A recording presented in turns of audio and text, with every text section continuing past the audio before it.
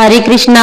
राधे राधे दोस्तों। पितृपक्ष में किस प्रकार दशरथ जी ने सीता जी से पिंडदान मांगा और सीता जी ने किस प्रकार दशरथ जी का पिंडदान किया, आज मैं इस वीडियो में आपको बताऊंगी। पिंडदान एक श्राद्ध आदि के लिए पितरों के प्रति मन में सच्ची श्रद्धा एवं सद्भावना आवश्यक है। यदि सच्चे मन से पितरों की सद्गति की कामना पितृपक्ष में की जाए तो पितृ देवता उनसे भी संतुष्ट हो जाते हैं। जैसा कि वायु पुराण में संदर्भ आता है कि सीता जी ने श्रद्धा पूर्वक बिना किसी सामग्री का प्रयोग कर मात्र रेत द्वारा दशरथ जी का पिंडदान कर उनका आशीर्वाद प्राप्त किया। और रामायण में भी सीता जी द्वारा पिंडदान देकर दशरथ जी की आत्मा को मोक्ष दिलाने की बात कही गई है। वनवास के दौरान भगवान राम, लक्ष्मण और सीता पितृपक्ष के दौरान श्राद्ध करने के लिए गया धाम पहुंचे। श्राद्ध कर्म के लिए आवश्यक सामग्री इकट्ठा करने के लिए राम और लक्ष्मण नगर की ओर चल दिए। उधर दोपहर हो गई थी और धीरे धीरे पिंडदान का समय निकलता ही जा रहा था।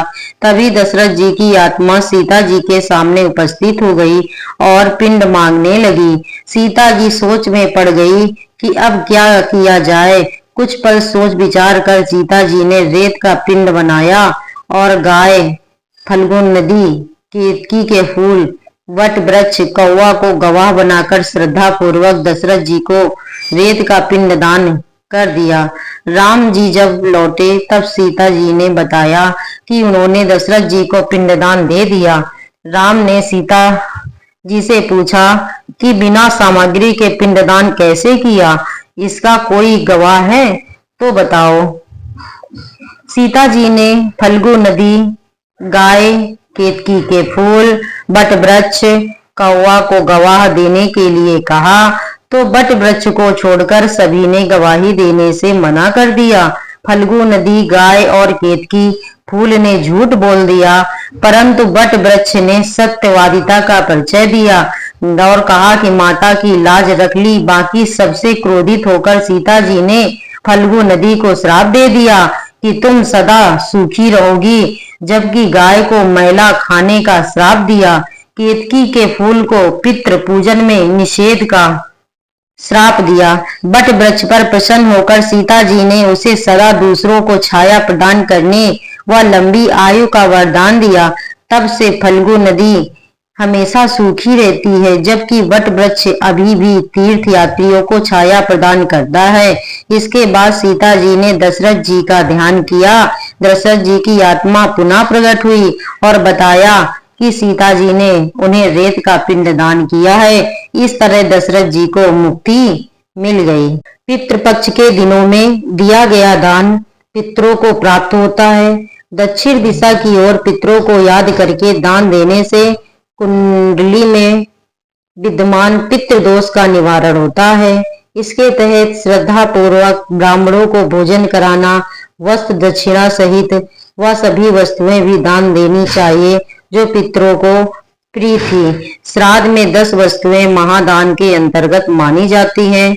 गौदान, भूमिदान, तिलदान, स्वर्णदान, घृतदान, वस्त्रदान, धान्य दान, गुणदान, रजत दान, लवण दान। इन 10 वस्तुओं का दान करने से पितृगण श्राद्धकर्ता से अत्यंत संतुष्ट होते हैं। हर व्यक्ति के लिए ये करना संभव नहीं है, इसीलिए पितृपक्ष के इन दिनों में ये जिम्मेदारी होती है कि पितृपक्ष जब आए तो हम अपने पूर्वजों के नाम का दान पूर्ण धार्मिक कार्य करें, जिससे हमारे पितरों के नाम से कथा का श्रवण करें, जिससे हमारे पितृ प्रसन्न हुए। और कहते हैं कि पितर पक्ष में श्रीमद् भागवत और गीता का पाठ करने से भी हमारे पितृ प्रसन्न होते हैं। पितृपक्ष में वे को भी भोजन दे, ऐसा करने से पितर प्रसन्न होते हैं। धार्मिक मान्यताओं के अनुसार पितर पक्ष में 15 दिनों तक कौवे के द्वारा ही पितर अन्न ग्रहण करते हैं। इससे न सिर्फ वे तृप्त होते हैं बल्कि अपने परिवारजनों को भरपूर आशीर्वाद देते हैं।